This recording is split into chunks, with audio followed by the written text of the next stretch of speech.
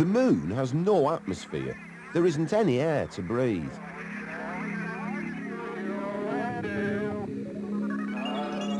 Astronauts have to take along a special supply of oxygen on every mission into space.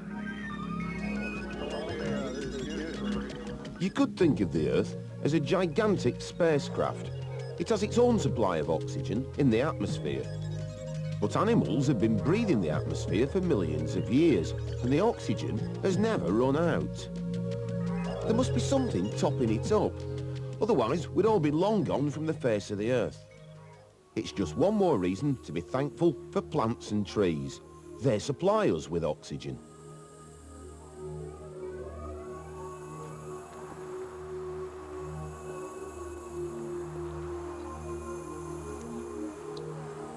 Like all gases in the air, oxygen is invisible. So it's easier to see that plants give off oxygen with something that grows underwater, like pondweed. As the pondweed gives off oxygen, we should be able to see some bubbles. You can collect the bubbles given off by pondweed using a funnel and a test tube.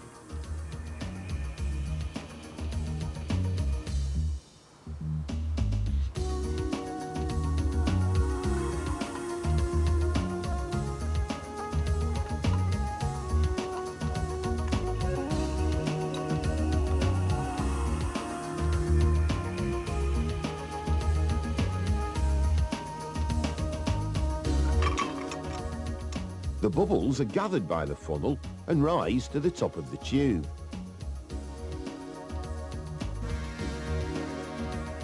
Once you've collected the bubbles, how do you make sure they're oxygen?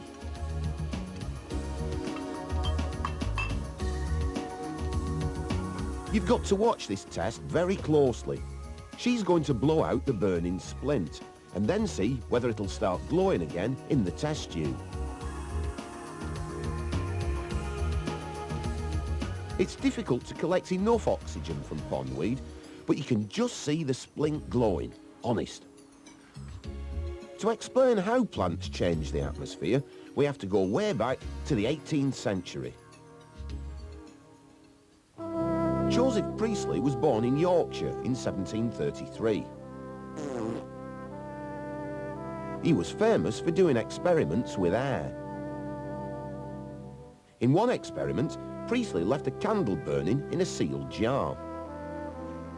He reckoned that the candle eventually went out because the air inside the jar had been changed, so he called it fixed air.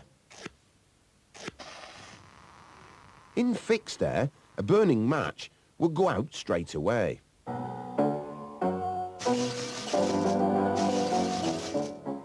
If Priestley put a mouse in fixed air, he found that it couldn't breathe.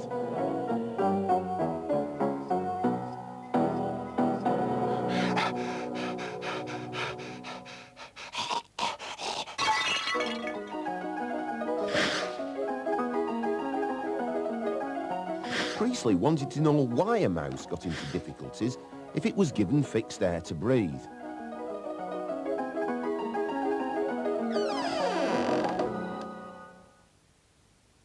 Eventually, he tried putting a plant into the jar. Unlike a mouse, a plant could live for a long time in fixed air.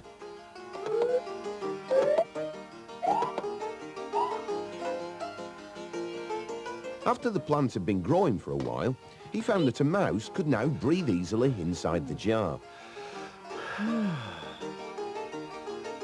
Not only that, but it was now possible to burn things in the jar.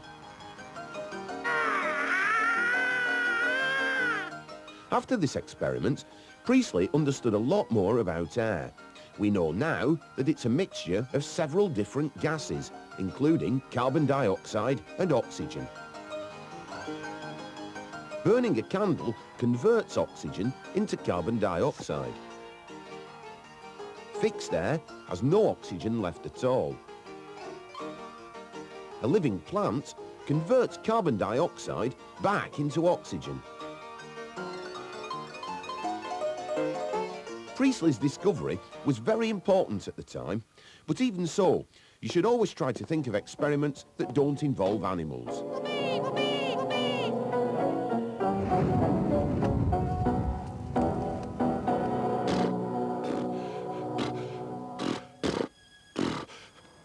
Here's an experiment to show that plants take in carbon dioxide. They're going to be weighing carbon dioxide in this container, so they zero the scales first.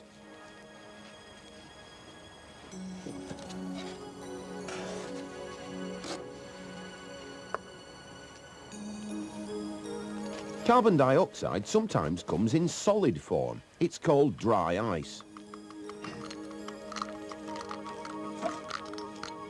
It's much colder than ordinary ice, so you need gloves to handle it.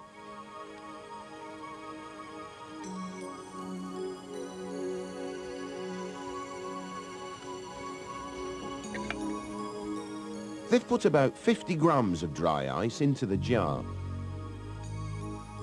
In the warm room, this solid carbon dioxide starts turning back into a gas. You can see that this causes the balloon on top to inflate. Another jar gets filled with soda lime, which can absorb carbon dioxide. The soda lime is carefully weighed and gets connected to the plant bottle. With everything set up, they open a valve to let the carbon dioxide get to the plant. Eventually, all 50 grams of solid carbon dioxide will turn to gas and leak into the plant bottle.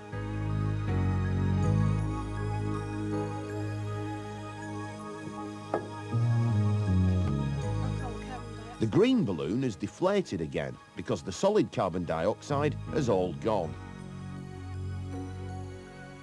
When the other valve is opened, carbon dioxide can now leak out into the soda lime. The soda lime gets heavier and goes purple when it absorbs the carbon dioxide. So the soda lime's turned purple.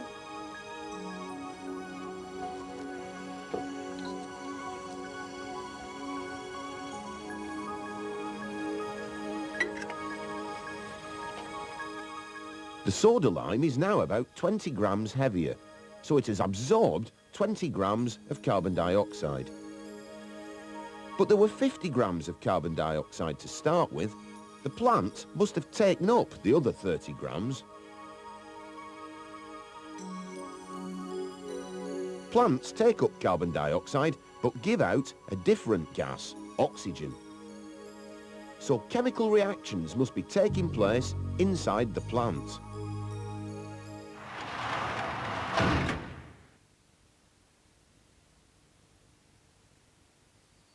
A process called photosynthesis takes place inside plants.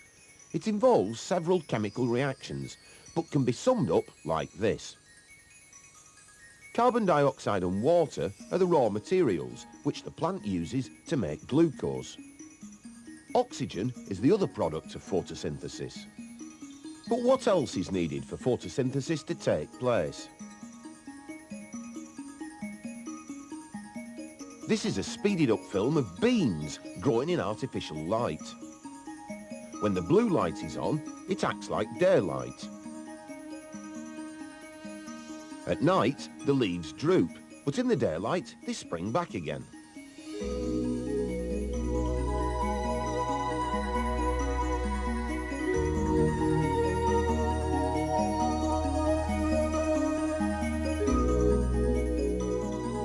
Light provides the energy needed for photosynthesis to take place.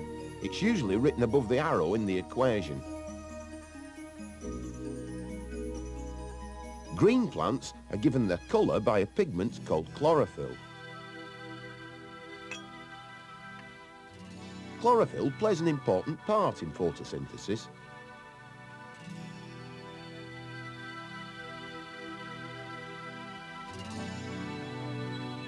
This particular plant has variegated leaves.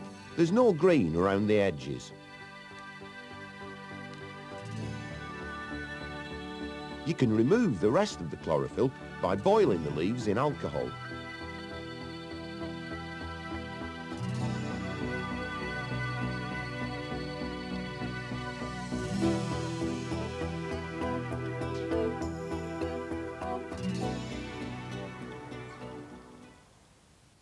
Chlorophyll absorbs the light needed for photosynthesis to take place.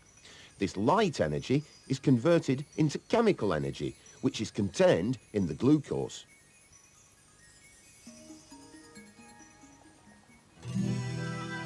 Some of the glucose is stored in the form of starch. Once the chlorophyll has been removed from a leaf, you can test for starch using iodine.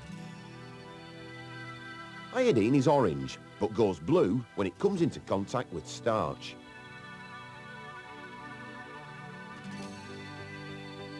Photosynthesis only takes place on the green parts of the leaf, so there's no starch to be found around the edges.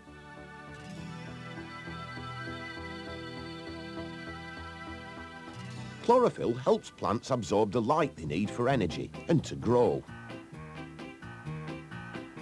The total mass of a plant is called its biomass. This is important for animals who can't make their own food. Animals have to eat plants. Or animals that eat plants. Or animals that eat animals that eat plants. Or animals that eat animals that eat animals that eat plants. Okay, you get the picture.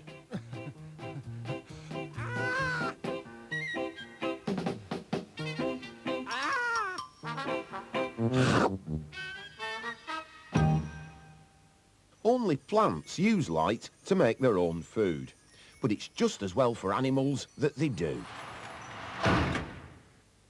And to breathe.